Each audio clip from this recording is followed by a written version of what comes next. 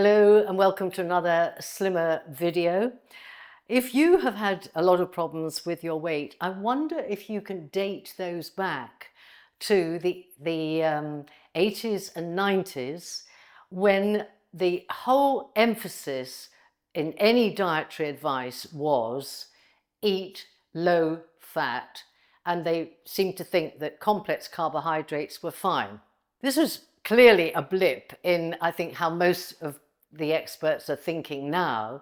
I wouldn't say this is an approach that's been totally discredited, but pretty nearly, because what we also know now is that those were the decades where obesity got completely out of control, and we got vastly increased rates of illnesses such as type 2 diabetes.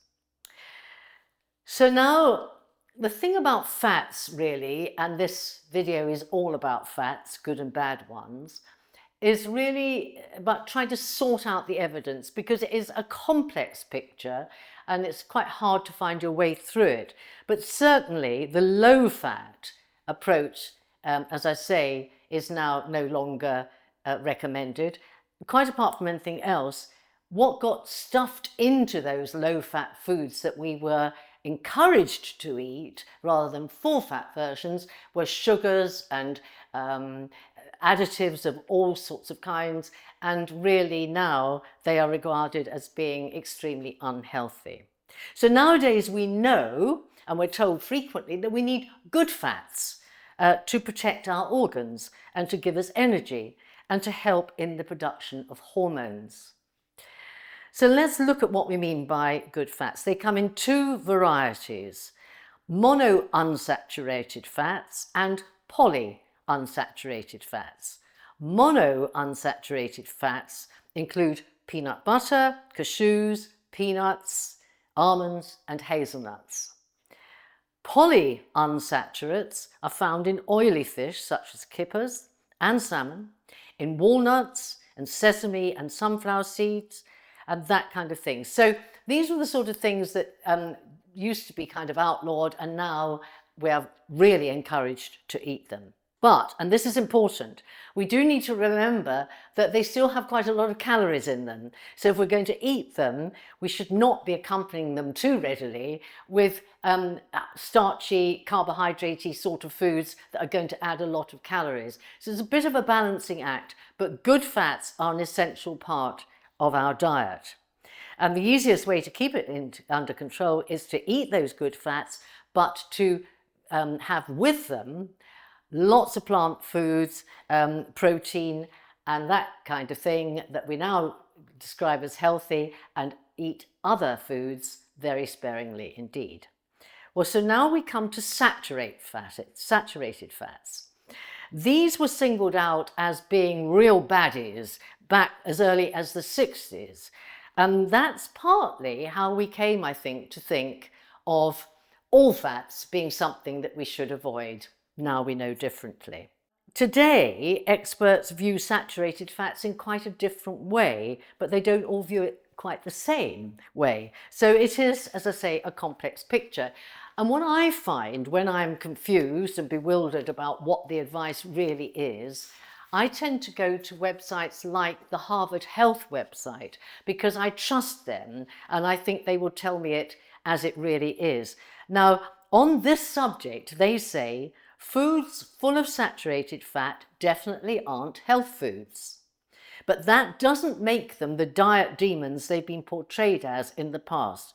In moderation, saturated fat can be part of a heart-healthy diet. They also say, when you eat saturated fat in moderation, not more than 10% of your daily calorific intake, it has little effect on cardiovascular disease. So that's good news.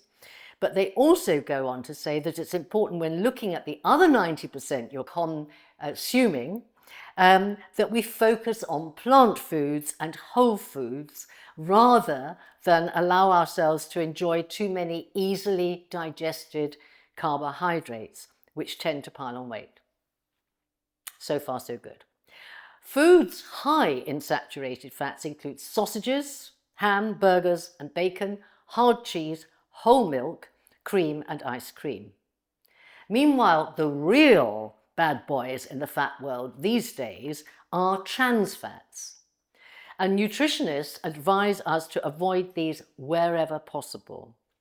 Why are trans fats so unwise? Well, they're made in a way that adds hydrogen to vegetable oil, which then becomes solid. And this seems to be a very bad thing. Indeed, the World Health Foundation says trans fats clog the arteries and make us more prone to heart attacks. Trans fats are found in a lot of foods that we like. Commercially produced pies, pastries, biscuits and cakes. So we need to take that on board.